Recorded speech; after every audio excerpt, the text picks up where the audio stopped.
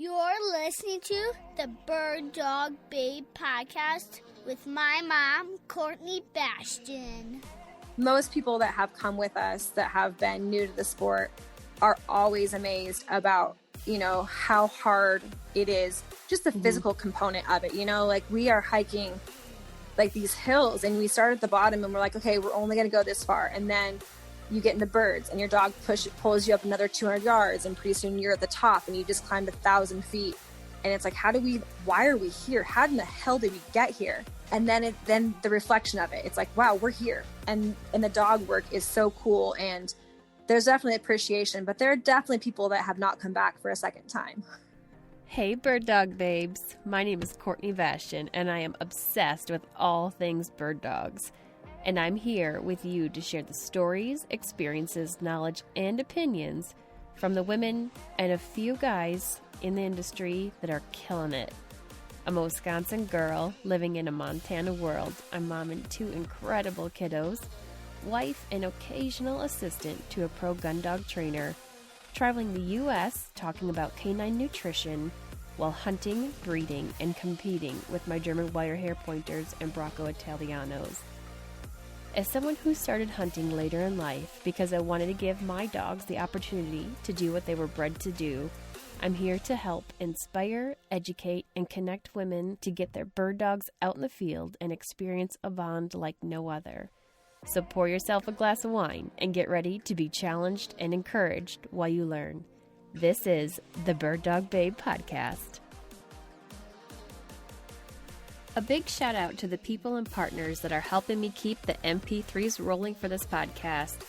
My Patreon patrons, the bread and butter, the peeps, the community of like-minded individuals that are eager to learn and offer to contribute. Join us for $5 per month on patreon.com/thebirddogbabe for exclusive discounts, content, and live Q&A sessions. 5% of your contribution goes to the AKC Canine Health Foundation, and 5% goes to conservation. Dakota 283 Unparalleled Protection Rotomold Kennels. My favorite is the G3. It has a molded in, easy to grab handle on top that makes it easy for me to lift in and out of my truck. The keyed paddle latching door makes me feel at ease on trips when I run into the gas station or a restaurant for a bite to eat and I'm not able to bring the dogs in with me.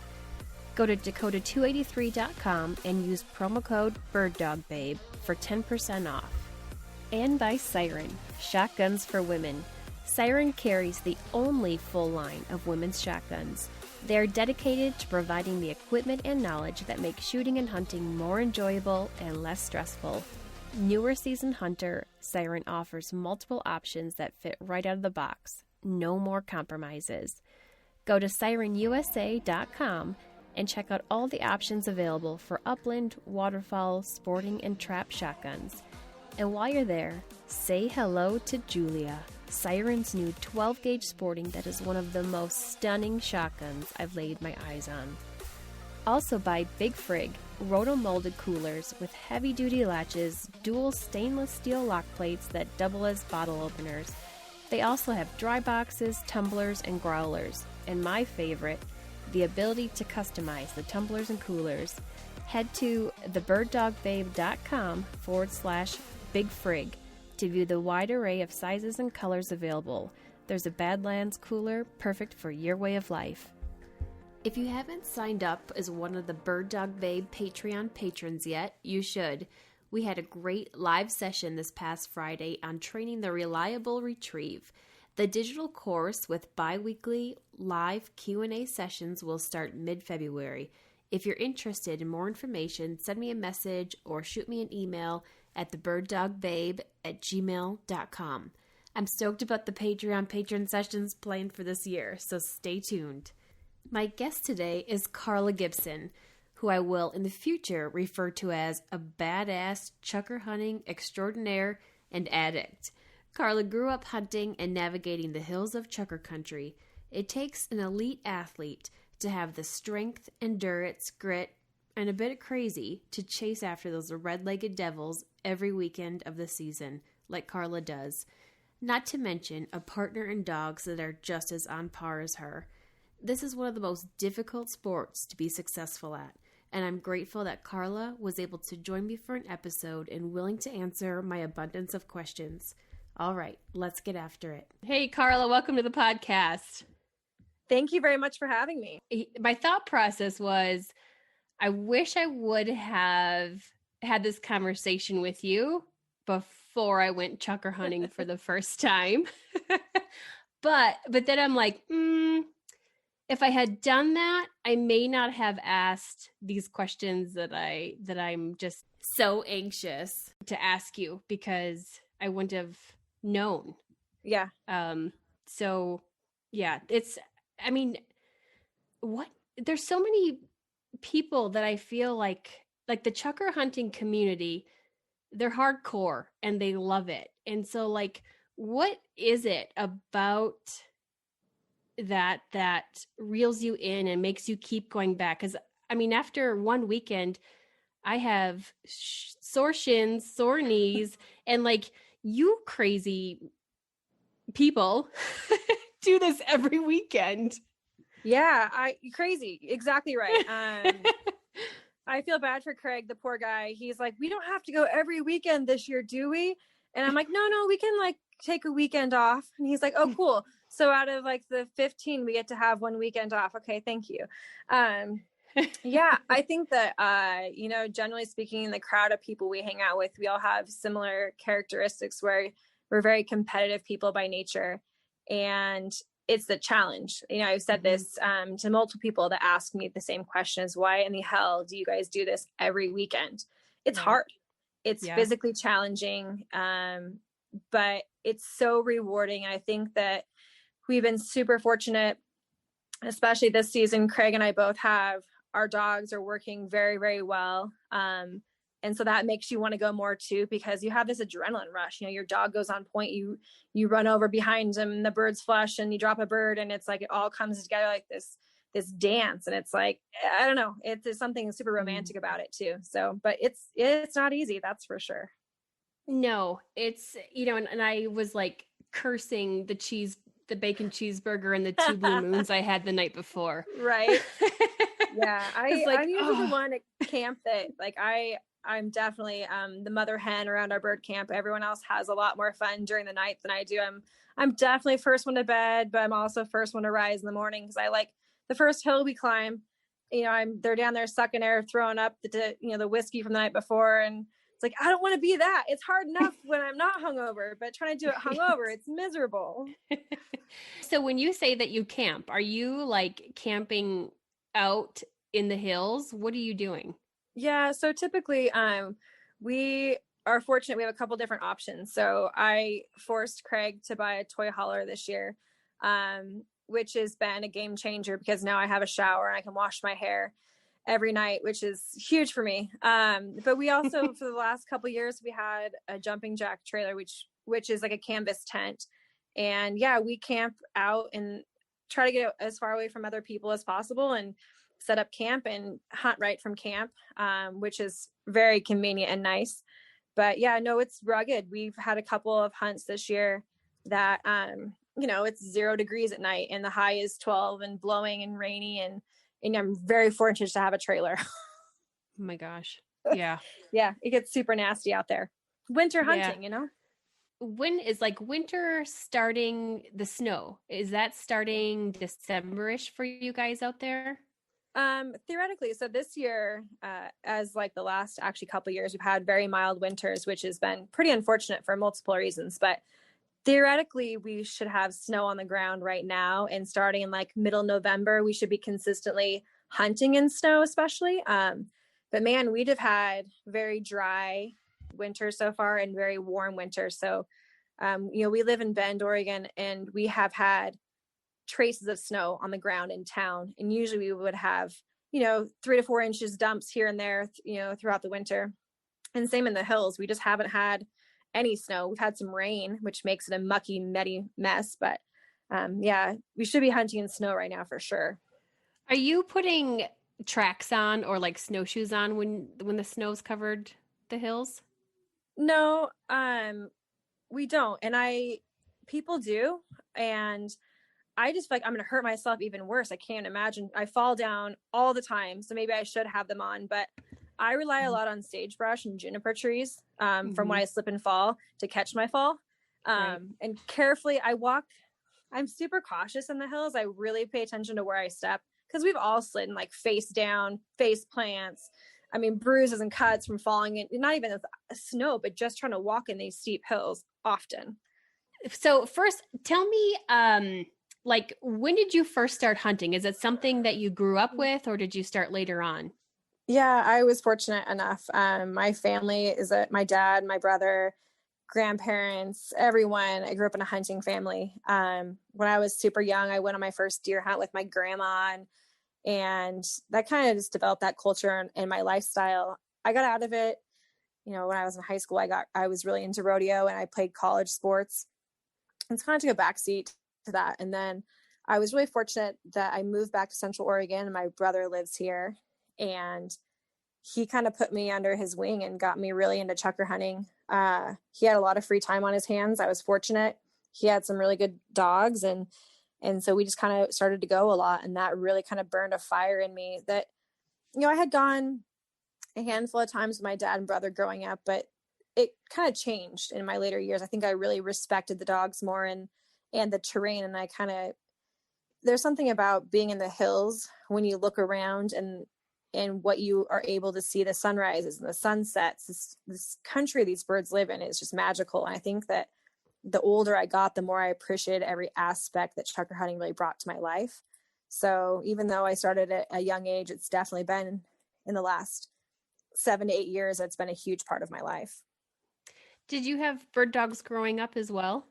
Yeah, we had, again, my dad and brother are avid hunters, but they were really mostly into waterfowl growing up. And so we had labs, and that's what I started chukar hunting behind, was a lab. So it was a whole game changer when we decided to buy pointing dogs, which I thought was cheating at first. I'm like, this is amazing. I have to do less work this way, which ends up not being the case at all. Sure. But yeah, just way different style of hunting for sure. But yeah, I grew up with labs. So right now you are hunting with, is it one lab and one short hair? Yeah, we have, Craig and I each have a German short hair pointer and a lab we hunt with. And so, yeah, there's times I take all 4 dogs, which is kind of a shit show, but it's a fun shit show. But yeah, when we go on our big hunts, we each get a pointer and we each get a lab. Okay. So you have 2 labs and 2 pointers then? Yep. Okay. Yeah. So, and our short hairs are both 3 and our labs are 5 and 6. So there's a pile of energy in those dogs. And there's going to be a group of people that feel like you can't successfully hunt a flushing dog and a pointing dog together. And here you guys are putting them all together in like the most challenging upland hunting terrain ever. So tell me how that's funny you mentioned out. that. So we were, when we first started hunting chukar a lot, we had our labs and they were both super young, and we were hunting with some other people, and we were all going to go to the same area. And one of the guys had a younger German short hair pointer, and he said, "Hey, I'm sorry guys, but my dog can't hunt with your labs." And Craig and I kind of looked at each other and we're like, what a dick, like what's he even saying? Like, why would you even say that? Well, now as we had pointing dogs, we kind of understand what he was saying, that, he's got a young pointing dog and you have these flushers, and there's this, the anticipation of the flush, and you're trying to have your pointer, hold this point for a long time. And so we kind of learn now, since we have pointing dogs, why he was so hesitant for us to hunt with him.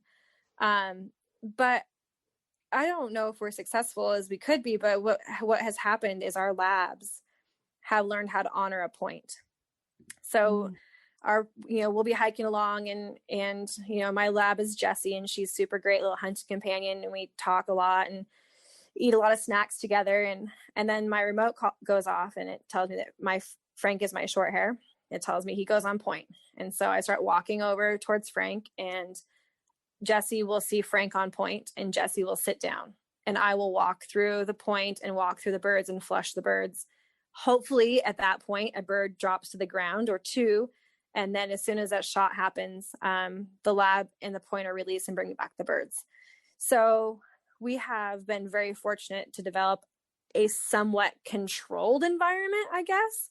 And the labs have learned the reward for them happens if they honor the point of the short hair. So it's pretty sexy, really. Right. It sounds like it. And it's because both breeds have an incredible advantage. I can see that. Clearly, I'm more familiar with what the short hair's doing out there.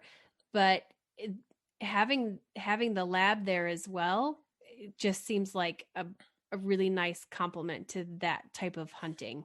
Yeah, it really is. And I think that one of the things that Craig and I both enjoy a lot about is we get to, the short hairs hang out, they range 200 to 300 yards away from us. And there's birds in between me and that short hair. And the labs have opportunities every hunt to get up birds within their range of, 30 to 40 yards, kind of where they hang out with us. So we get close birds, we get birds ranging a little bit farther.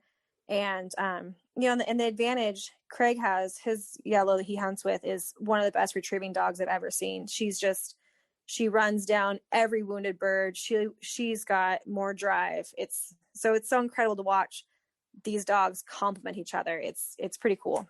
So when you guys are going to look for a next dog, are you going to continue with that combination of a lab and a short hair?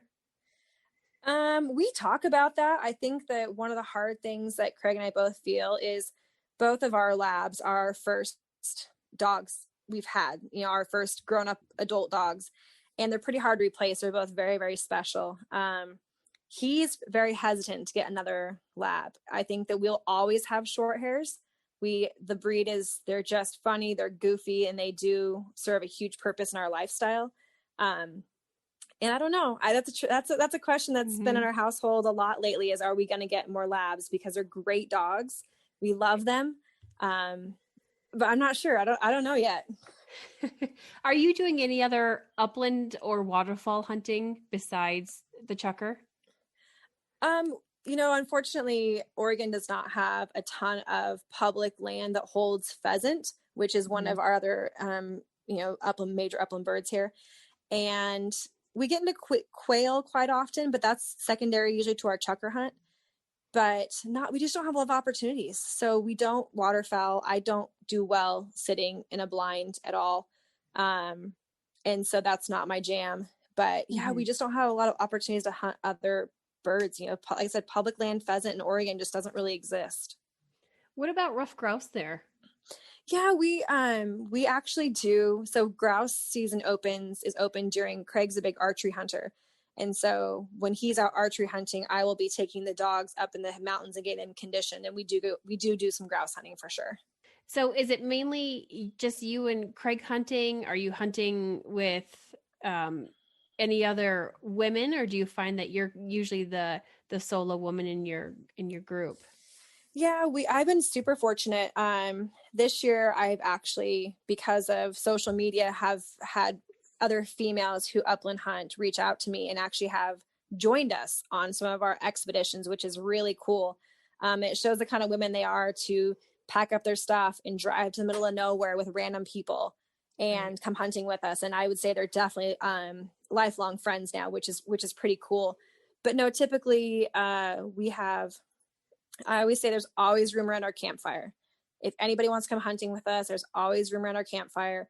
There's never any room in the truck. There's never any room in the back of our truck, but always around our campfire. So usually we have a pretty good group of people that come camping and hunting with us most weekends. So I'm sure you've taken plenty of first-time Chukar hunters out. And do you find that their impression, like after that first time, that they're like, yep, this is what I thought it was going to be like? Or are they more like, wow, my mind's blown. That was some tough shit? So typically if I like them, I'll take them a place that's easy. If I don't like them, I'll take them a place that's hard. Or I want them to come hunting with me again, I'll take them a place that's pretty easy. I think that most people that have come with us that have been new to the sport are always amazed about, how hard it is, just the physical component of it. Like we are hiking like these hills and we start at the bottom and we're like, okay, we're only going to go this far. And then you get into birds and your dog pulls you up another 200 yards and pretty soon you're at the top and you just climbed 1,000 feet. And it's like, why are we here? How in the hell did we get here? Right. And then the reflection of it, it's like, wow, we're here. And the dog work is so cool. And there's definitely appreciation, but there are definitely people that have not come back for a second time. And I think it's just that, like you mentioned, like that whole connection with the dogs and watching them do the work. And when you have that kind of fire and passion burning inside you, you just keep kind of going through the pain, because doesn't it seem like as soon as the birds start getting up and you're seeing them, you just start chasing it, and like the pain that's kind of going through your body of climbing up 1,000 feet just goes numb for a while. Yeah, I say that all the time, where it's like you need to flush a cubby because you need to keep going, because it's we've had multiple hunts where we just don't get into birds or not a lot of birds, and you see a cubby right away and you're like, oh, here we go, and then it's like hours go by and you start to lose the fire. It's like, man, like we've been hiking for like 7-8 miles and the dogs get bored and it's like, okay, we need to find some birds here. And then there goes the beep and there's a dog on point, and then that adrenaline surge just goes to your body and the endorphin release happens. And then it's like, okay, here we go. And then you go another 3-4 miles, and that's the cool part about it is that it's, and watching the dogs work and, it keeps you going, because I don't know what else would. Do you feel like it's almost an addiction? 100%. Yeah. Yeah. Yeah. And it's 100%. Yeah. And I think just, the hunting in general, I guess I've noticed it more in the last couple of years with myself, of like, even when I travel for work and I'm up in a plane, I'll look down and go, oh, that looks like it would be really nice cover for, instead of going, oh, those are beautiful mountains. Like it's just always on your mind of like this, and you just kind of ponder of, am I seriously addicted to bird hunting? I think I am. Yep. We do all the time. You start, like, we'll be driving in a back road somewhere and you see birds flashing, like, ooh, what kind of birds were those? You start checking out, like, we're not anywhere near bird country, but you're so used to looking for birds flashing up the side of the road. And, it's like, oh, where'd those birds come from? Where those birds go? What are those birds? Yeah. It's definitely bird brain for sure.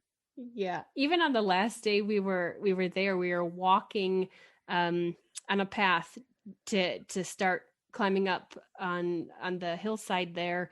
And we were at a creek bottom and a rough grouse got up. And so, rough grouse is closed right now, but you still like throw up that gun just because you hear that flush. Yep. That flutter and flush, it gets your heart going every time. Yeah, it does. My husband goes, settle down. Yep. Exactly. It's that unique sound that it does. Your heart starts to go and you look around trying to figure out where it is and what it is. Mm-hmm. Yeah. And I mean, thinking of those physical demands that are required for chukar hunting, because I'm like, holy cow, this fat girl can't keep doing well. Like how do you physically prepare? Are you staying fit year round? Do you have like any kind of regimen? What are you doing to prepare for season? Well, we're fortunate. So we live, Craig and I both live a very active outdoor lifestyle. So, we come off the season, which is really hard for all of us, hard for the dogs, hard for us. We've been going. But then we have shed season that comes up. And so it's an excuse to go hike, and it's keep the dogs conditioned to a certain extent and go look for drop horns from deer and elk, which is, it's like an Easter egg hunt. It's pretty fun. Mm-hmm. And then we get into summertime and we're big fishermen. And so I practice, I run down the river ahead of Craig, so I get the best fishing hole. So I get my running in that way. And then I do a lot of, archery hunts in September. And I wouldn't say scouting for birds, but I definitely start taking the dogs out for hikes, getting their pads conditioned, getting me conditioned, and spending time in the hills, maybe even trying to find a bird here and there. And I have a Peloton and I ride that. Like, it's definitely been a huge thing to keep me, kind of a baseline physical fitness, which is great. But how often are you doing that? Are you doing it right before season, or are you doing it year round? Yeah, I do it only off season because I usually can't walk the day after we get back from a long trip. It takes me we'll hunt 3 or 4 days. And then the day we get back, it's like, I'm like an old lady coming out of the truck when we get home. I need my cane and my walker to get in the house. And then like 2 or 3 days to recover from like the blisters on your feet and, you know, everything else. And then we turn around and leave again. So my physical body really, it's hard enough to get it recovered for the next hunt. So I definitely don't do anything during this season. But really, like I said, try to focus on getting myself and the dogs in shape in September, you know, August, September, so we don't all die the first couple weeks of the season. What I noticed when we got back, my friend Hannah and I, we both have sore shins, and our husbands mentioned that they have sore quads. What's the relationship there? Do you have any idea why we're sore in different places? Yeah, I would say you guys probably hiked harder.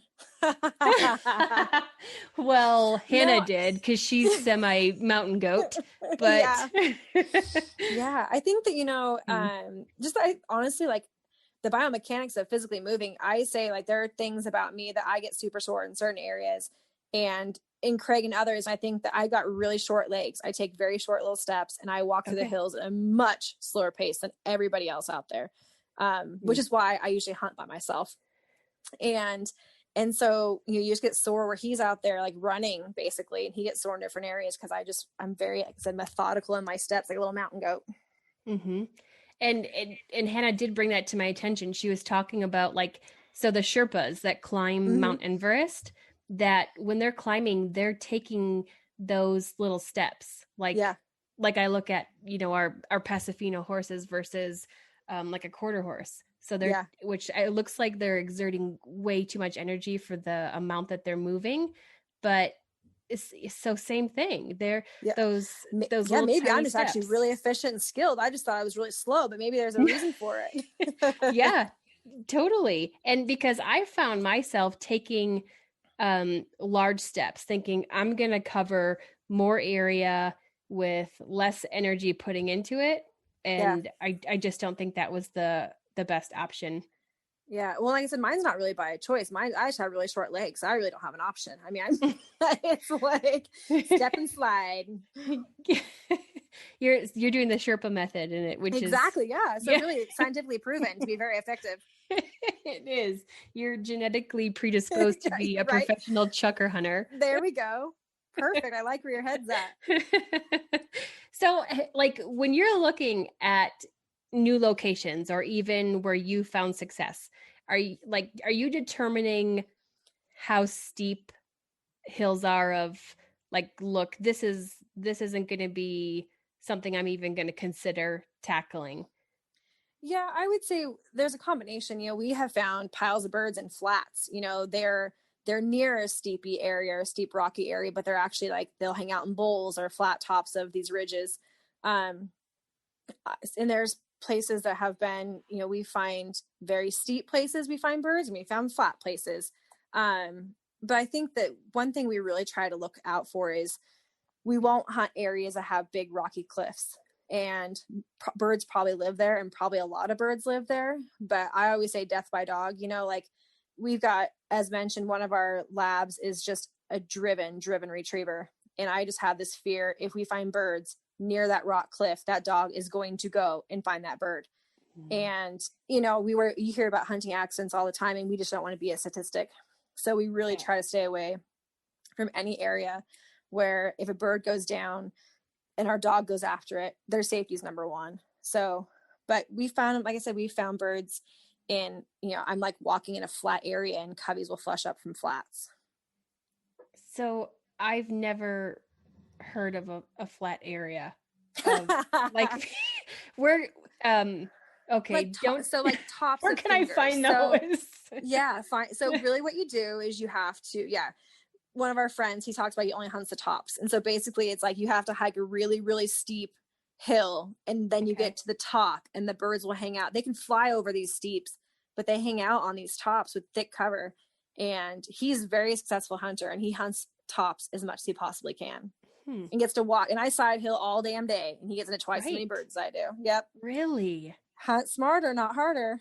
Okay. So at the tops, because Yep. I mean, you're still gonna find a good amount on walking side hill Yes. though. Yeah, But absolutely. Yeah, if you can find them on the okay. top, make it easy for yourself, right? Right. And I saw a picture that you guys use UTVs as well to like, Yeah. so how, I don't know, we were clearly in the wrong area because I can't even imagine trying to get a UTV up there without flipping it backwards. Yeah. But um I mean, is that what you're doing? You're going as far as you can and then getting off and hunting from there?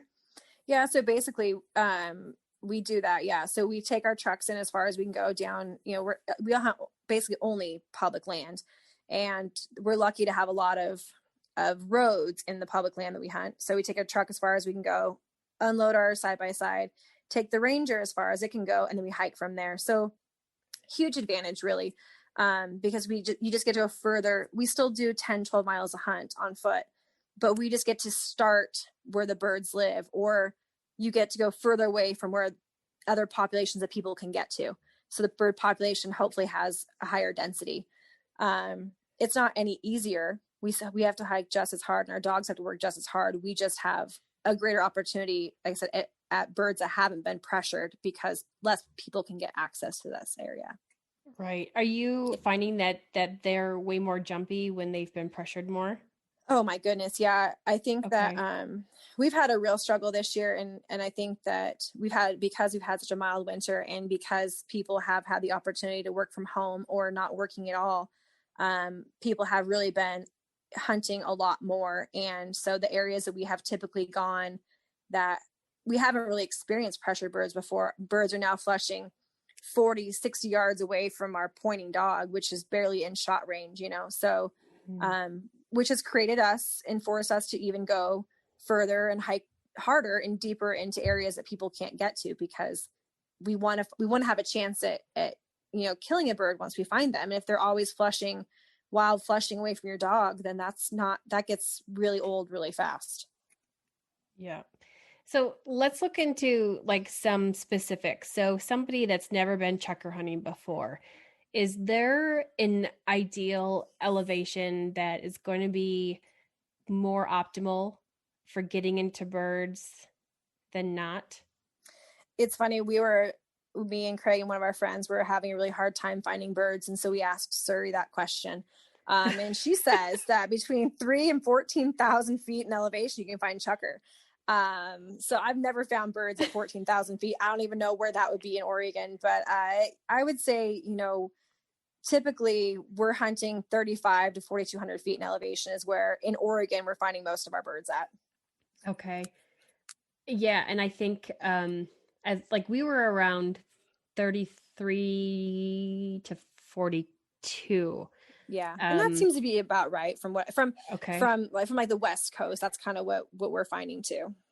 Siri is so clever, isn't she? I know. But I was like 14,000, maybe those were like the ones from like the, Pakistan, or where where the birds are originated from or something. Cause I'm thinking that's like, what is that? Like top of a mountain here? Like that's like the highest peak in Oregon.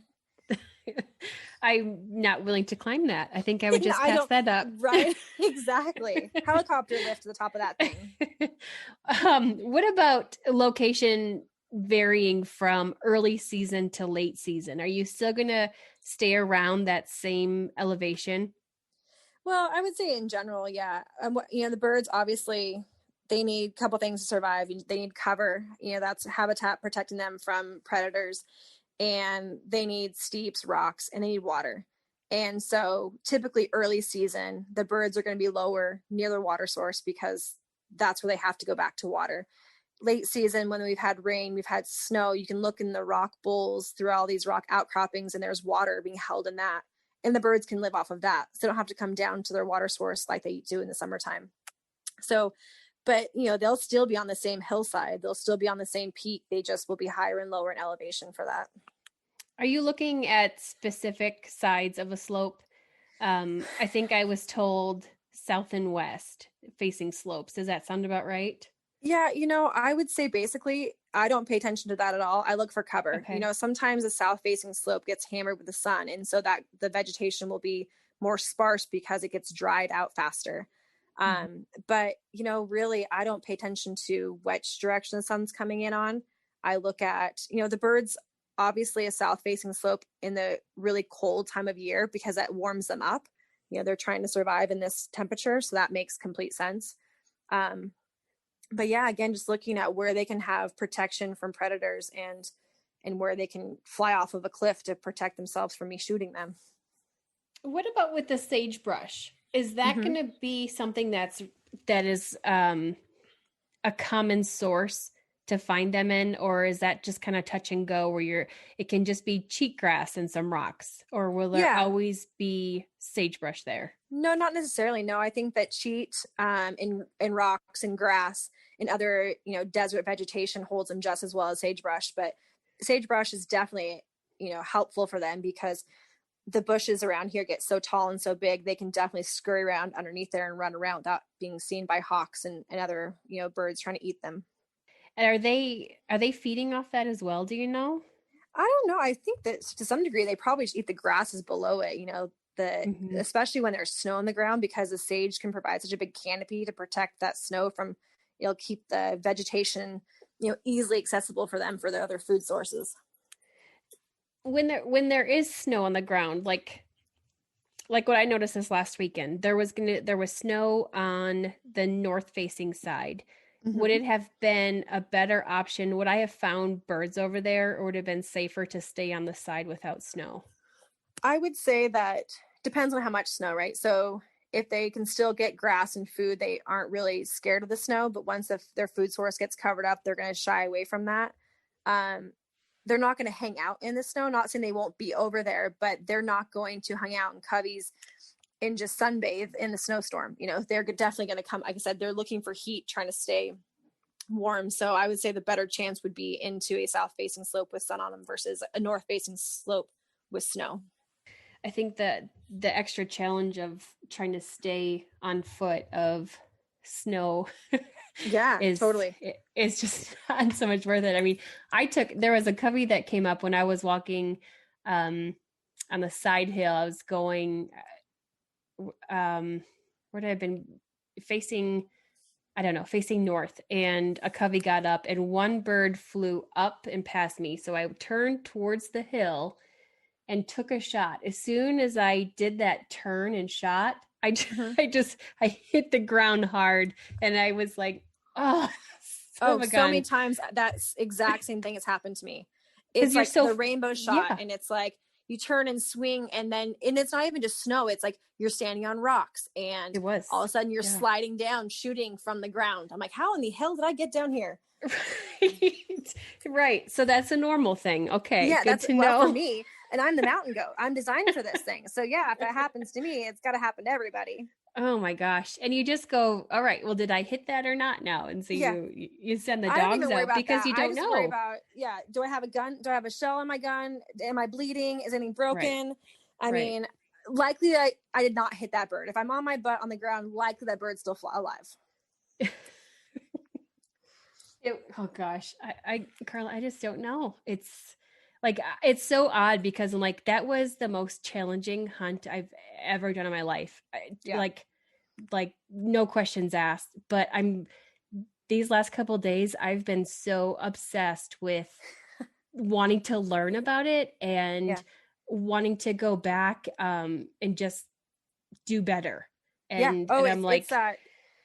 Oh man, I sit there and I had an opportunity last weekend and my dog was on point down in this little draw, and the birds had one opportunity and they had to fly straight up, and they sat there and they just hovercrafted over top of me, smiling as I shot and missed them all as they all flew away. And I sat there and I hung my head, and I was flat-footed. Everything was perfect, and they all flew away, healthy little birdies. And I'm thinking to myself, like, okay, I need another chance. I can't stop. And it was like getting dark, and I'm just like, I can't stop hunting. I need to redeem myself because that was so bad. I can't leave on that note. And it's like, we have to stop hunting. No, we don't. Like, I've got to redeem myself. I can't end with all those birds flying away so happily. Just give me the middle finger. They laugh at you. Oh, they my laugh goodness at you. It's the craziest thing. We talked about it. Yeah, it Yeah. was ridiculous. Like so I was high up on the hill. So, and let's talk a little bit later here about strategy and why I was one place and people were other places. We But call those position A and position B. there we go. Yep. But I was up on top and I hear them chucking off to the left. And I'm like, okay, they're either in this rock cliff or that rock cliff. So my mountain goat friend Hannah comes flying up and she takes her poodle pointer and she's hitting them all like really good. And then we're like, okay, well, they must have ran off. They must have ran up higher or something. And we start walking back and you just hear them going, Yep. like, ha, screw you suckers. guys. Yep. Yeah, I can't tell you how many times we've walked through with piles of dogs. I mean, Craig and I each hunt too. If we have a buddy with us, there's like 5 dogs on the ground and 3 hunters, and you hear them in the rocks and exactly that same thing. Like, okay, the wind is coming from up there, pushing the sound down. So, they're going to be higher. So we'll move up. Mm-hmm. The dogs are running everywhere. We walk through an area, you turn around and it's like, are you kidding me? How in the world do we have 5 dogs on the ground and those birds are still back there? And it's just like, I mean, one bird can make a ton of noise, right? So it can be just 2 birds on this rock outcropping sounds like 100, and they're smart. They've got eyes, they can hear, they can see, and there they go running, and they can run way faster than we can. Yeah. And they're gone. They're not only smart, but they are tough. Yeah. They are Chukar strong. Yep. They definitely challenge a bird dog for sure. Yeah. They're little devils. Oh, hey, speaking of bird dogs, I want to take a quick second to share an opportunity for you to help the AKC Canine Health Foundation, which is the largest nonprofit funder of health research focused solely on dogs. If you're one of my Patreon patrons, a portion of your $5 per month goes to the AKC Canine Health Foundation. I've partnered with them to fundraise for 3 initiatives: hemangiosarcoma, epilepsy, and tick-borne disease. I'll be mailing out one of their calendars to each person that donates, so head over to www.akcchf.org/birddogbabe to designate a dollar amount and which initiative you would like to support. I'll throw in a cool Bird Dog Babe sticker in the mailing as well. Come on, Bird Dog Babe community, let's help this amazing foundation get closer to answers on these issues that are affecting our bird dogs. So let's jump into that strategy thought. When you're out hunting by yourself, what are you going up on the tops, or are you finding yourself like 3/4 up, halfway up? What are you doing? I just follow Frank. No, honestly, like that's what I feel like. I side hill probably way more than I should, and that does not put you in opportunities for success, because what ends up always happening is we're side hilling, working our way up. And then my short hair goes on point 200 yards right above me, which is super cool. But then I can't, for you to go 200 yards uphill is not a fast process. Right. So, really, but honestly, that's what we do. We just try to find some sort of a game trail to slowly start walking up a side hill, and we let our dogs just cover ground and find the elevation these birds are at. And then we really start hunting that elevation. Okay. So when it's you and Craig, the 2 of you, are you guys hanging out both side hilling, or are you finding yourselves several hundred yards apart from each other? That's so funny. So I always say we don't hunt together, and for the at all. And the reason why is because he walks faster than me. And so what always happens is he's got both short hairs on his remote, and then they go on point, and they're like 200 yards in front of him. So they're 300 yards in front of me. And then he calls me and he's like, hey, hurry up, get up here. They're on point. It's like, dude, I can't run. I'm like running, 200 yards to get to him. So then we can both walk up on the dogs at the same time. So basically I end up running all day long, and he's like waiting for me half the day. So we just don't hunt the same. And so what ends up happening in like the ideal situation is we take our side by side, and I go left and he goes right, and we're close enough to each other so I can see his dog go on point, wait for him to get there, hear him shoot, and then get on the radio and say, hey, how many? We do that. That's how we usually hunt, is we're far enough away where we aren't crossing over into each other's hunts, but we're close enough together so we can kind of still share the experience without, shooting each other or getting left behind like me. Yeah. And that was something like I learned. I'm like, I think I even did a post about it. I'm like, if your relationship can last through a chukar hunt, you guys are golden for life. Yeah. Because it's hard, it's because it's man. stressful. It's a lot of effort, and it's like you work really hard to have a chance at success. And there have been times when my dog has screwed up for both of us, and it's like, and it's very personal, it's like they're our dogs, but my dog's his dogs. And it's like, or his dog won't do something right. And that's like, this isn't fun. Like we do better when my successes are mine and his are his, and we'll come back and we'll talk about it. And it's, cause it's a lot of work. And when my dog screws it up, whoo boy, or when his dog doesn't do something right, it's like, well, your dog screwed up, And so we just have found that, it's been 5 years of hunting together. We've just found it's much better if we just kind of do our own thing and celebrate each other's successes.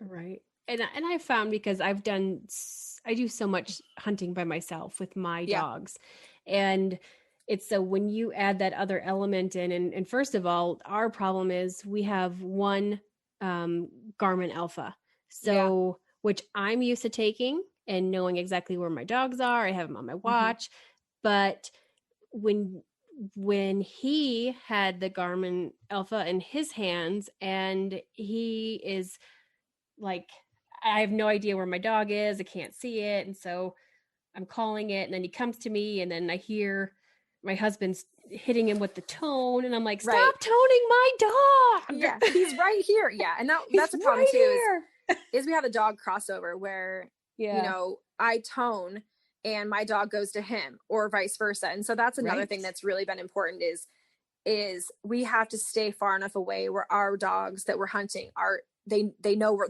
who their master is that day. And that's just fair to them.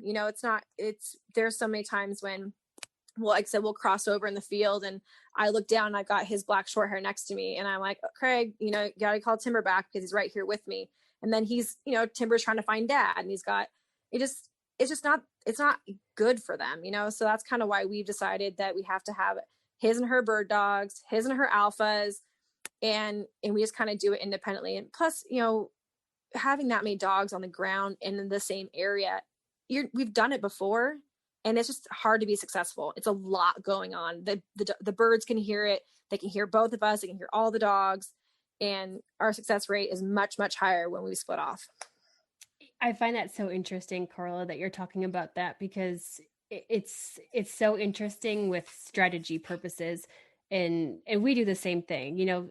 The dogs here, they're both of our dogs. They're the family dogs, but you have that relationship with yours specifically. Yeah. And it goes true in the field, because you go in that field and your dogs are going to stay with you, because like you and Craig do, you guys separate off.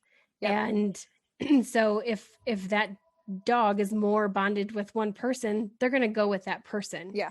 And then here I am not having one of my dogs out there, and I got no dog working with me. Right. And that's happened too, where it's like, nobody wants to have no dogs.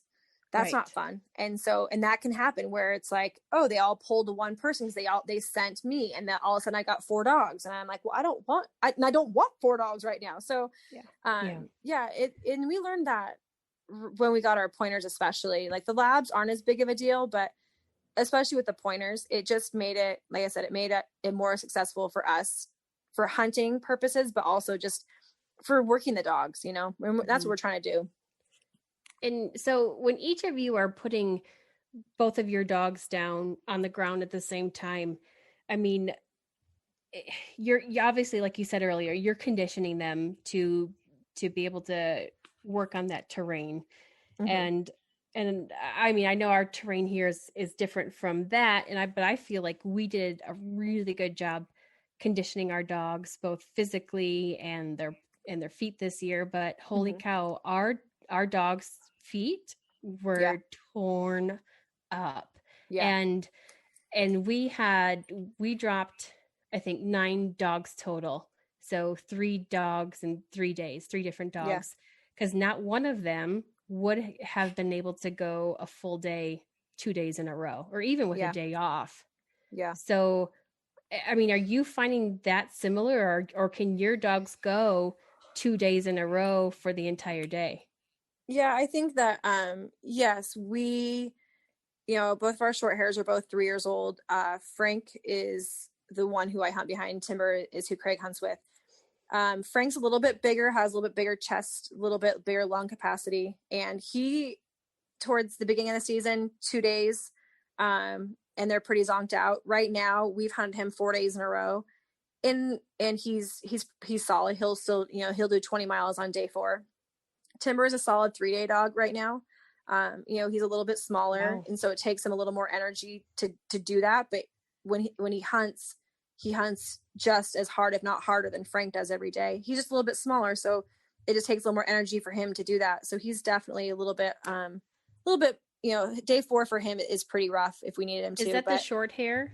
Yeah, the short hairs. Okay. So Timber's our little black short hair, and then Frank is liver and white. Okay. But I would say, we've hunted them hard. We've hunted them almost every weekend, and now that's where they are. Early season, it's 2 days. And you talk about their feet, we really pay attention to the terrain we're going to be hunting them on and looking at our plans. So, for example, a couple weekends ago, we hunted a really, really rocky area, and we kind of had this conversation like, okay, if we're going to have, I call, Frankie Tenderfoot is going to be showing up tomorrow. If we don't either boot them or know that tomorrow's hunt is going to be more on grass and less on rock. And so we really kind of strategize. We've talked about, early season alternating dogs. So we have to hunt together and resting a short hair because of their pads mainly. But yeah, it's a science, when you're trying to hunt, and we drive a long way every weekend. So we want to make sure we get, our bang for our buck basically, without hurting our dogs. Right. But yeah, Frank Timber has pretty strong pads. He's got all black feet. And Frank has some pink on his. And so he's had historically issues with blowing pads earlier in the season. So I always have boots with me anytime, in the field, and also at camp. Each dogs have a full set of boots to put on them if we have to, just to get them so they're not painful. So that's really interesting. So when you look for your next puppy, are you going to pay attention to the pads and the color? Yeah, I think that, we've learned a lot. These are both our first short hairs we've had, and there's pros and cons to all different things we've realized. Timber being black, his pads are all black. He's super durable, but he also really struggles in the heat and in the sun. Yeah. And Frank, he's liver and white. He's got pink on his pads. He's got an amazing stamina, but blowing the pads. So I definitely know that, again, the next dog we have, those are things we'll take into consideration. I think our plan as of now is probably to have a litter from Frank and keep one of his, if not 2 of his pups. Okay. The next couple of years. In the boot thing that you mentioned there. Yeah. With how important it is that they have good footing on that terrain, do those boots throw them off? Are you finding them sliding around a lot more? Yeah. I mean, we run the Lewis boots on them, which are rubber, and I will only put front boots on them. I don't put back. Usually the front feet are the ones who take the brunt of all of the punishment anyway, at least with our dogs. But yeah, they definitely, Frank had 2 years ago, he had a pad that blew early season. And so we booted him, and then it would heal, but it never really got calloused up. So every time we take the boot off, he would blow that pad again. So he pretty much wore a boot the whole season. And then they trip over it and they slip out of it. It's definitely not ideal. For me personally, I try to avoid having to put them in boots if I possibly can. Mm-hmm.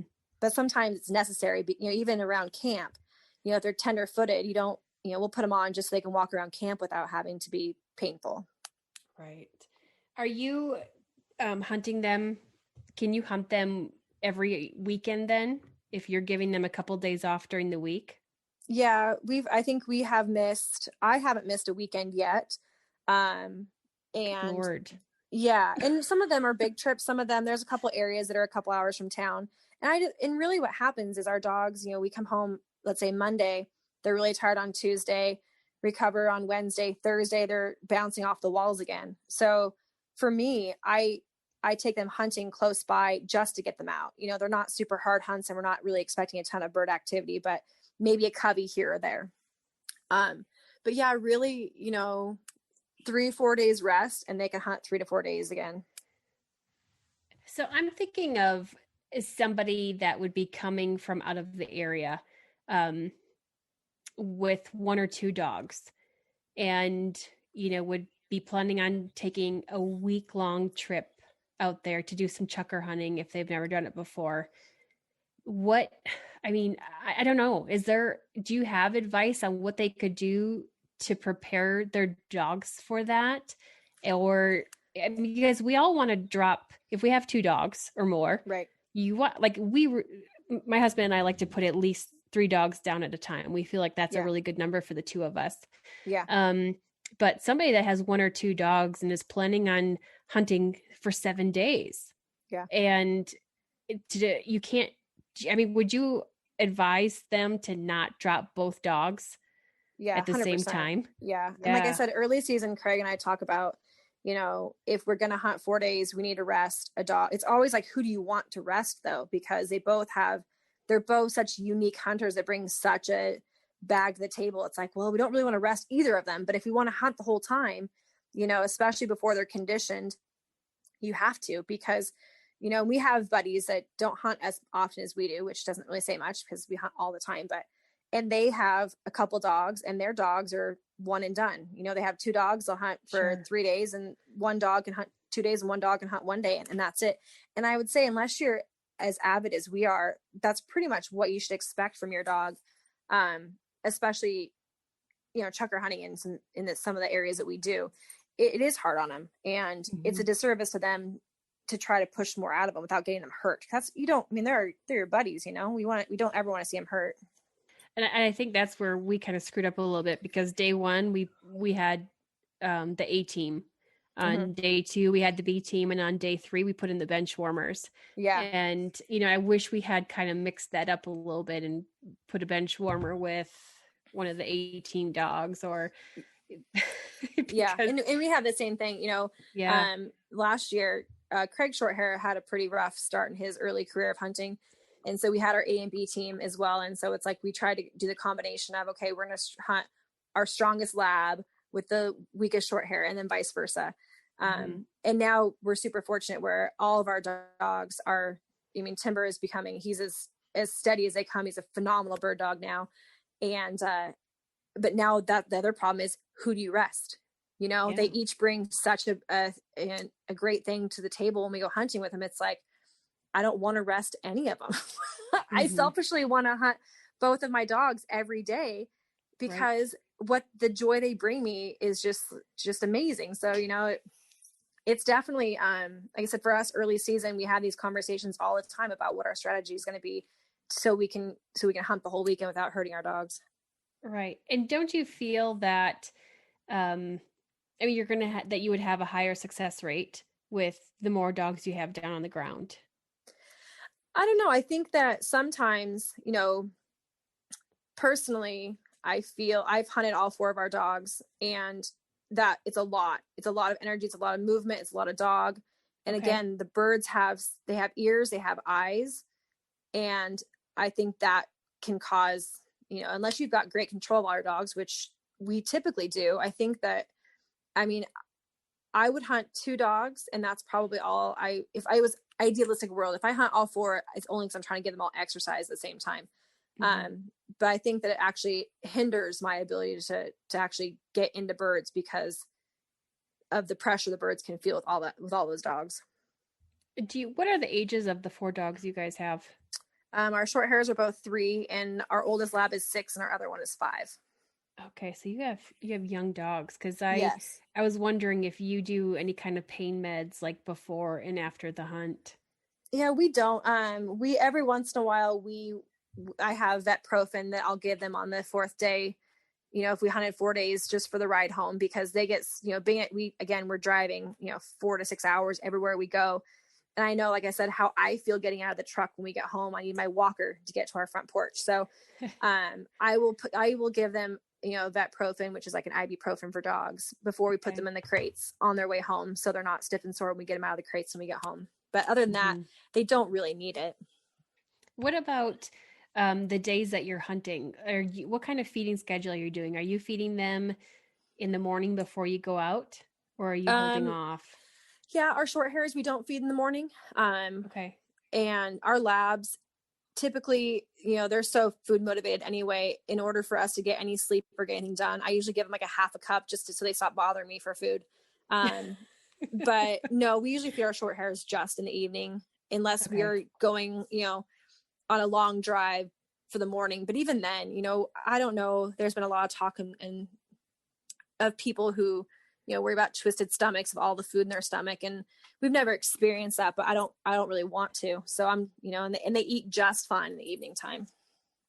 And what about like snacks and water when you're on the hill? Are you taking stuff out for the dogs to give them random snacks throughout the hunt? I usually share mine with them. They drink a ton of water. That's one of the downsides of hunting two dogs all the time. Frank's he really needs a lot of water. But I have old Trapper jerky with me and Tillamook cheese and Doritos, things that I can have like a bite for me and a bite for the dogs. I always have some sort of candy, some sort of sugar, and that I share with them too, to kind of help their blood sugar stay high and their energy stay up. But I would say we do usually pick our snacks so that's something that the dogs can have too. But I don't bring dog specific snacks. I just share my lunch. So with the amount of snacks and water that you need to carry with you on the Chukar Hills, I need to ask what kind of vest are you wearing? So we got into the Final Rise packs this year, and before that I was wearing a Wingworks pack, and so was Craig, that I really liked a ton. I have no problem with my Wingworks pack at all. But Matt Davis, who came out with the Final Rise this year, kind of took over the whole upland community, and so Craig got one for himself, and I couldn't have him have a nicer vest than me. So I went ahead and got one too. And that they're really great. I think that he, being an upland hunter himself, had some really intuitive ideas, and he was able to make some modifications for my pack since I'm a little bit smaller person. And, I pack a first aid kit, and I pack, like I said, my dogs drink a ton of water, and especially if there's not snow on the ground, I'm having to hydrate them and myself all day. And there's so much room in these packs. It's so nice. I actually pack way too much stuff. I pack like 2 boxes of shells just in case I get into piles and piles of birds. I don't want to run out. My husband has the Final Rise vest, and it's fantastic. Yeah. And yeah, the one that I had this year, unfortunately, didn't hold up for the amount of hunting and that I did with it. So yeah, before September, I'll be getting myself a Final Rise as well. Yeah. They're great. It's fantastic. Yeah. Yeah. Yeah. And I think that, I have all the accessory pockets on mine. And so does Craig. And it's just so nice. Like, it's just the perfect amount of room for everything I need, which is nice. What about, now that we're on the topic of gear, because I love this, and I just think, so my biggest downfall I noticed was the boots I was wearing out there. They're several years old, and I had ordered some Kenetrex, and they were back ordered. I didn't get them in time. But what are your thoughts on like what makes for a good boot for chukar hunting? I would say the biggest thing, obviously, is how it fits your foot, right? Everyone has a different shaped foot. So what boots I wear might not even work for you, but the lightweight, waterproof is huge, and durable. Craig makes fun of me, but I have 3 pairs of Crispies that I wear, and I rotate them every day because I don't want them to ever wear out, because they're all broken perfectly. And so I figure if I rotate them every 3 days, they'll last me for like 4 or 5 years. And they're different styles of Crispies too, but yeah, they've been a really great boot for me. They're super durable. And they're really, we take good care of them. We try to wash them, clean the mud off them as much as possible, and keep the waterproofing spray that they have for them on there. But I definitely, and I also, I don't want to wear, you're hiking and either my feet sweat. And so I want my boots to fully dry out before I put them back on. And I'm never going to bring a boot warmer with me. I'm not that organized. So Yeah, so I just definitely always bring way too many pairs of shoes, according to Craig, but I love having my extra pair of shoes to wear every other day.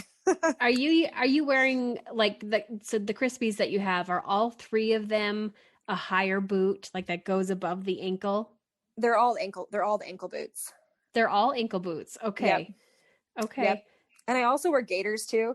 And I wear them all season. I wear them, I mean, right now they're covered in mud, but I wear them early season to keep the cheat grass out of my socks, and I wear them late season to keep the snow out of my socks. So I know they're a little bit warmer probably than my feet need to be sometimes, but I love the fact that, you know, my feet stay dry, my socks stay clean, and it kind of just, yeah, I'm a big fan of gaiters. So besides the Crispies, have you tried any other brands of boots? That's it. That's all I've worn really since I've been really into upland bird hunting, and I don't really know why I went with them. And you know, we have friends that wear them, and they have women specific boots, which I think is also very, very important for me. But yeah, they're the ones I've tried, and like I said, I love how lightweight they are. And so far, I mean, I have a pair, my first pair I have, this is their 5th season, and they're still in very good shape. Wow. With the amount of hunting that you're doing in the terrain you're doing it, because I've heard people chukar hunting that are wearing the soles right off of their boots. Yeah. So that's pretty fantastic. Yeah. What about socks? What kind of, like, what brand of socks? Do you have like a specific one that is your go-to? Yeah, I used to be really into running. I used to do a lot of triathlons, and so Belega is actually a running sock that's a non-cotton sock, and they make a hiking sock, and that's what I wear 95% of the time. They're nothing fancy, but they're comfortable, and again, you know, they work really well for me. I'm just thinking of like the importance of foot care, and it kind of seems like a weird topic, but but you've been chukar hunting, and so you know exactly how important it is. Yep. Right. And I mean, even like, you know, that one toenail that you're like, oh, now I can tell I probably should have cut that one a little bit shorter on the right side. Like, exactly. You notice every little thing. And I did, like, after that first day, I'm like, oh, I need to go trim my toenail. And that should have been in my luggage. Yeah, no, we actually, we make jokes about it. So Luca tape is one of the best things. It's also in my pack that I use multi-purpose. Luca tape. Yeah. And it is the life changer of hunting. It is, we put it on, it's on your toes, on your heels, anywhere you get a hot spot. And that's another reason why I like changing my boots too, because they all fit a little bit different. So if I hunt one day and now I have a hot spot on the ball of my right foot, the next boot I wear the next day takes the pressure off of that spot because it fits just a little bit different. But Luca tape, I mean, it's everywhere around our house. Like Craig uses it archery hunting. We use it all the time, and it will literally save your feet from blisters. It is the best stuff ever. So are you wrapping that even on your first day? It depends on where we're going to go. When we hunt the Snake River, which is incredibly steep terrain all day long, yes, I wrap my feet before we hunt, and they stay wrapped the whole weekend. And the tape will actually stay on for days and days and days. I don't put it on unless if I have a hot spot coming on from a hunt, I will put it on that night to prevent a blister from forming, and it works 100% of the time. I would have never thought of that. Yeah, and it's is that like a physio tape, like what you would use? Similar, I would say. Okay. Yeah. Shotguns. What are you shooting? I shoot a Benelli 12 gauge semi-automatic. And you know, people talk about their guns all the time, and I have a lot of friends who shoot over-unders and side-by-sides and are a lot more purist than I am, because I really kill a lot of birds with that third shot.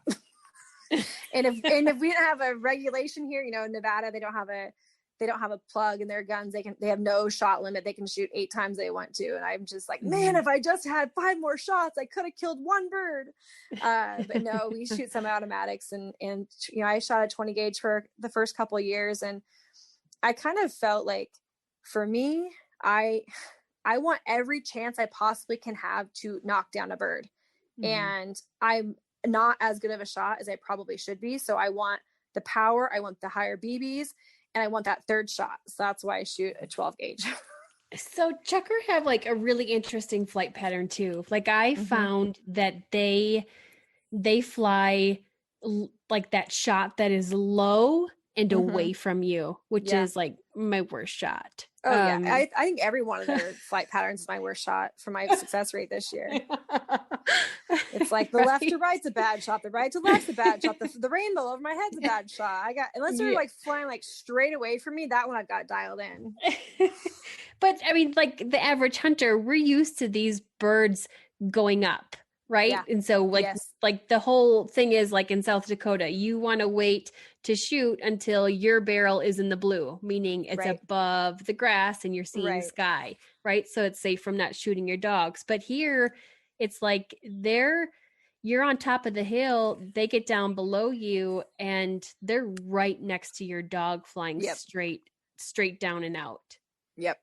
Yeah, there's a lot of times you pull your gun to your shoulder and you look down, you can see your dog's hair. And it's, and it's, I mean, obviously there the birds go and they're going to go and they're going to fly away and you're hopefully going to find them again. But yeah, there's a reason again, why they're not going to, I mean, the hunting population is not going to extinct the chukar bird by any means. They fly incredibly fast and their ability to dive around corners. I mean, there's been times when it's like they flush and they're gone and you see the tail end before you even get your gun to your shoulder. It's like, my goodness sakes, you didn't have a chance at those birds. And they didn't even flush that far ahead of your dog. Yeah, no, they're creative. And like I said, so when I had the opportunity at the birds that literally fluttered in the air and looked at me and they all just hovered for 10 seconds and I missed them all. And it's like, what? That doesn't happen. Like, that's not the opportunity that ever happens. And then you go miss them. Like I could have caught them with a butterfly net. Right. And then being a covey bird, like I just find covey birds so frustrating in the fact that like, cause you see the first one get up and you take the shot because you don't know if any more are going to get up, if that's your single bird there or not. And then all of a sudden you find that there was one like 15 yards from you. You would have. Yeah. I'm a real bad bird picker. I'm the same way. I'm like, I just unloaded 3 times on that bird. And then there's birds that are like flushing exactly like 15 yards from me and they just keep flushing. And it's like, and my ability to reload my gun is just really terrible. I get mesmerized by what's happening. And Craig's always yelling at me like, stop worrying about it. Just reload. You could have shot 4 more birds. I'm like, I don't know. I just stop. I just freeze, I guess, and just watch them all fly away. No, I'm the same way. And I wonder, I'm like, is it because I'm just go, oh, I'm out of shells and I'm not just quickly throwing them in there? Or do I really just enjoy watching those birds and where they're going next? Yeah, so, which I can never find them again. I can watch them land. And I'm like, I'm never going to find you again. So I probably should learn how to reload my gun. I don't know. No.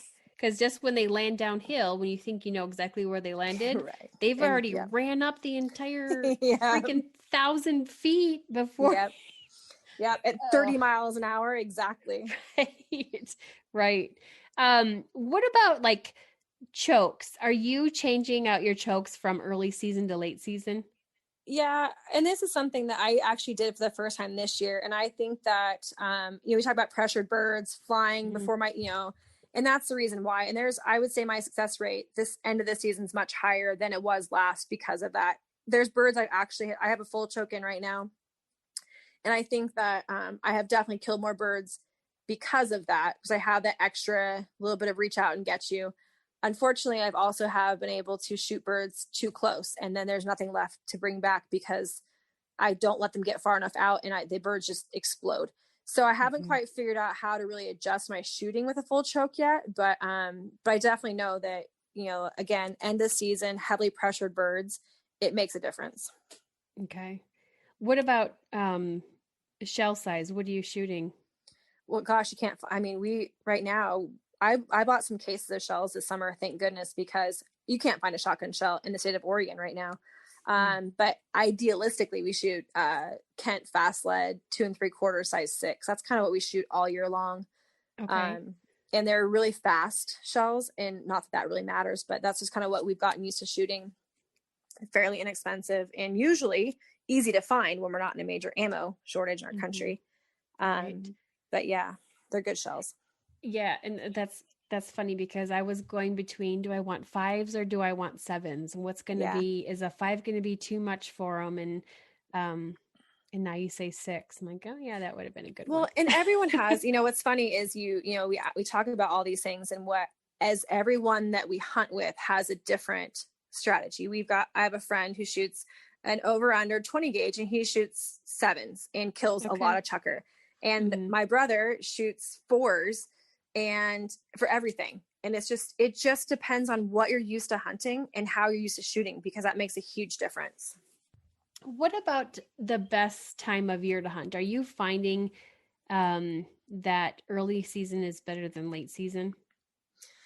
I think that I prefer late season for 2 big reasons. Number one, it's cooler. That's easier for me and for the dogs. And I prefer there to be snow on the ground because that's going to push the birds down in elevation and keep them kind of a little more concentrated. Right now, I mean, there's been no snow, as I mentioned. And so, man, you see a hill and the birds could be anywhere on that hill. They could be high, they could be low, they could be anywhere. And so, late season, you get snow on the ground. The dogs can eat the snow and keep hydrated. The birds will be more condensed, and it's cooler. So we can go harder and longer without running out of water. And I mean, again, water has been a huge thing for us all year. We bring gallons of it with us in the Ranger. Always have to come back and refill because it's just been so warm outside. Us and the dogs run out of water. What about time of day? Like with rough grouse, like we always say, they sleep in. So yeah, we can get out there at 10 or 11 or even the afternoon and do just fine. What about chukar? What is the ideal time to start hunting? Yeah, I would say that if you ever come hunting with us, you'll recognize a pattern that I'm a morning person who has to have breakfast and coffee, and Craig is not a morning person. So we seldom roll out of chukar camp before 9:00 ever. And if we do, it's because we have a long drive trying to get to someplace else. But yeah, we're definitely mid-morning, after breakfast, casually roll out. And that's just more of just convenience of our lifestyle. We like to sit around a campfire at night and tell stories and sleep in the morning. And then we usually hunt for, 4 hours. And then once it starts to get cooler and the night comes in, we stop hunting because, the birds need to covey back up and get together to stay warm so they can survive through a cold night. So there's a lot to be said about making sure you stop hunting in time to allow those birds to do that. Sure. So what time is that? What time are you done hunting? I would say, depending on the time of year, so right now it's getting dark closer to 5. So we're definitely trying to get off the hill around 3:30. Yeah. I found that like around 2:30, we're like, okay, we're all done here. Yeah. And physically, we've already gone 10 miles. The dogs have gone 30. That's, basically the timing works out pretty well. As 4 to 6 hours of hunting. If we've, and there you go. The dogs are tired, you're tired, and the birds need to go to rest and stay warm for the night. Right. What about like a chukar call? Is it possible? Like, are there calls that you can use to bring chukar in? They have a chukar call, and my dad had one growing up. I was always playing with it, had no idea what it was meant for. I think that basically, from what I've been told, because we don't actively use them, they're like locators. So basically, chukar talk to find their other chukar friends to get together to, again, covey up at night. So all you're trying to do with a chukar call, in my understanding, is to find other chukar that are going to try to talk to you to call you into their covey. I don't think you're ever going to get a chukar to call in like you would like an elk or deer. But I think it's more like a locator, which again, I'm not super familiar with them, but my dad did have one growing up.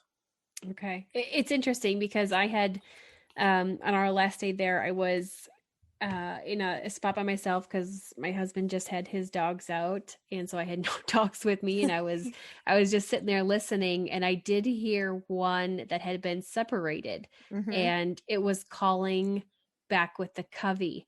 And that is, kind of what made me wonder, like, I think that, like, as you mentioned earlier, you can hear them all day long.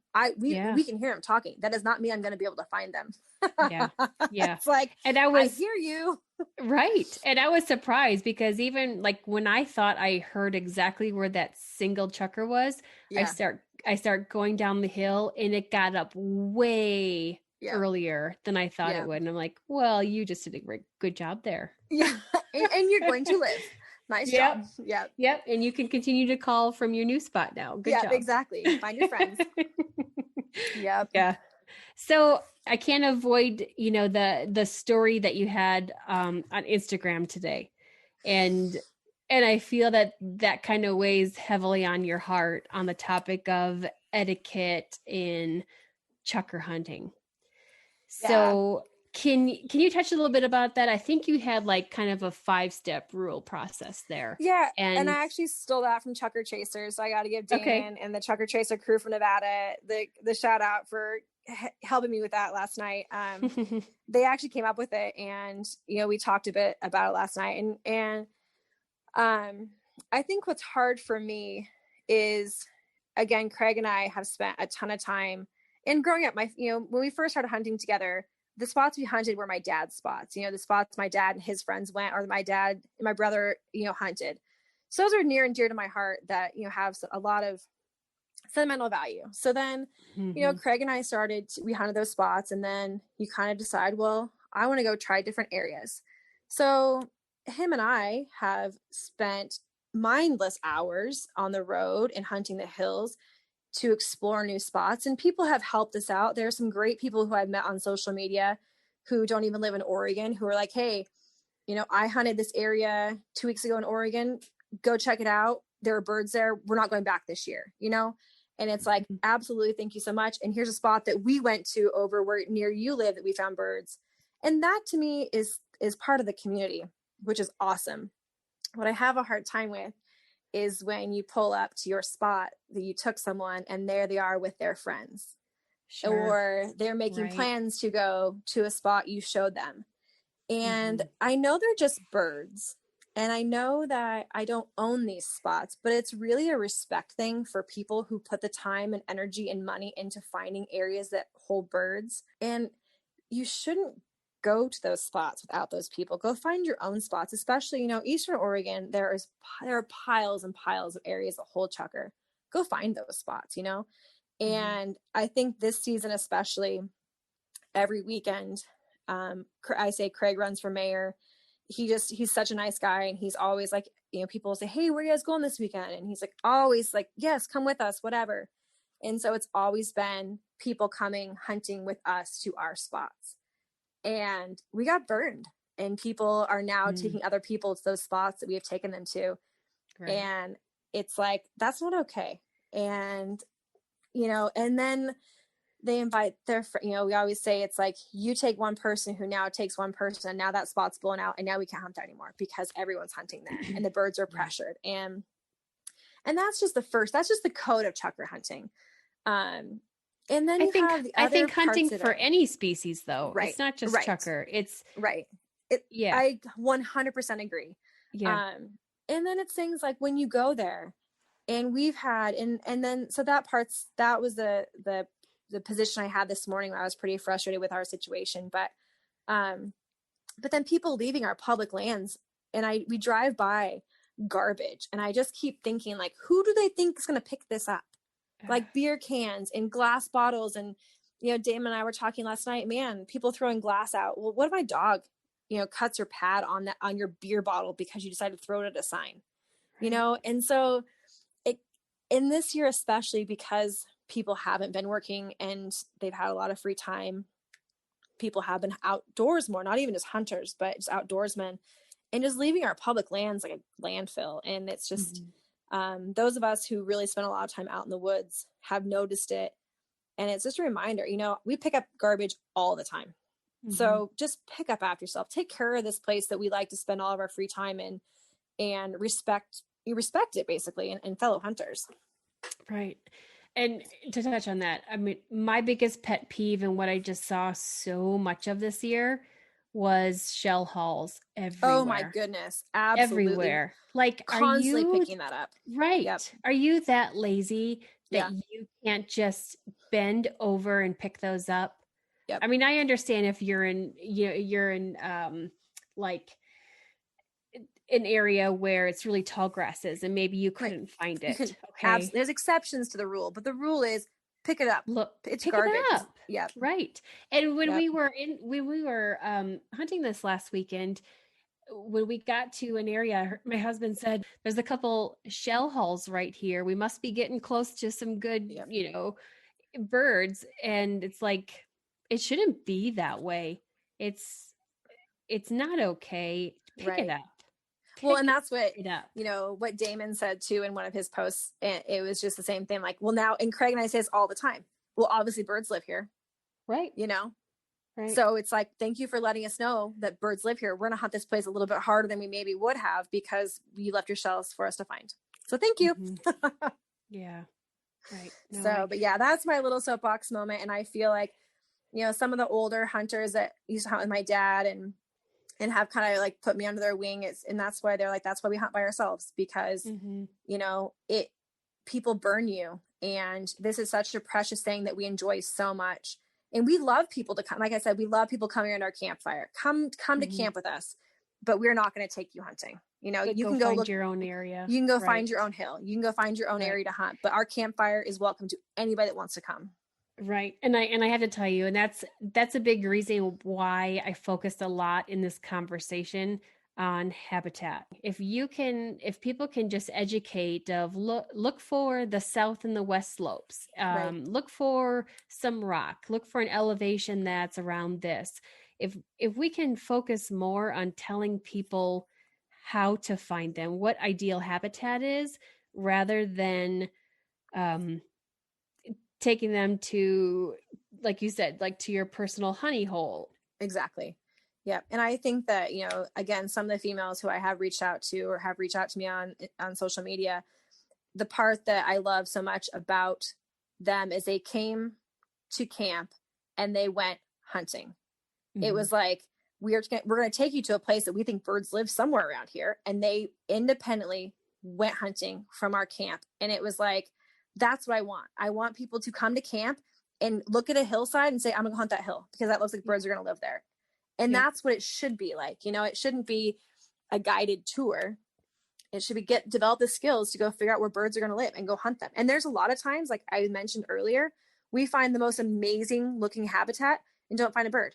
But then 2 weeks from now, there could be a pile of birds in there, So, and we've had hunts where we go with people and our experience and theirs hunting 2 ridges over is vastly different.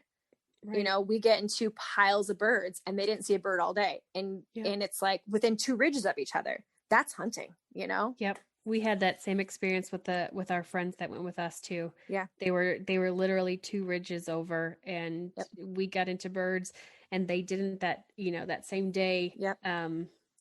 But it's not always about putting birds in the bag, right? It's learning. Yep.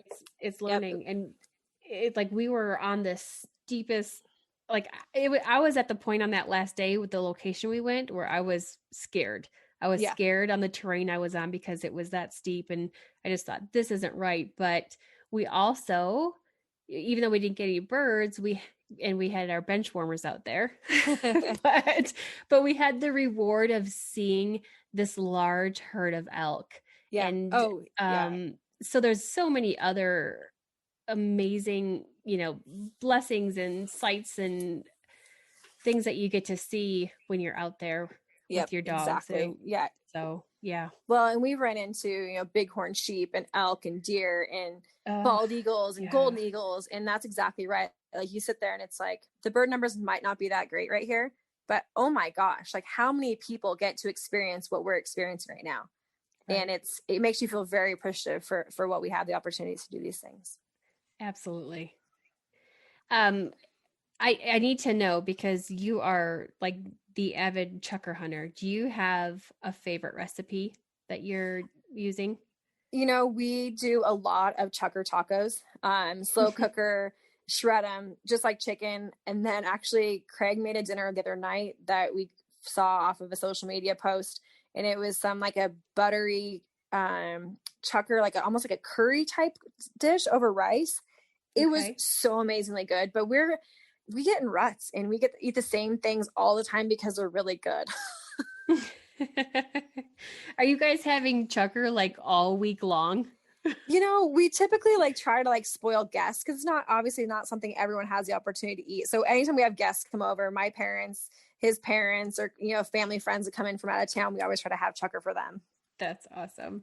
Yeah. Have you heard of like a bird aging process with Chukar? Like if you leave them intact, so don't pluck them, don't, breast them out. If you leave them intact for a couple weeks, that it improves tenderness.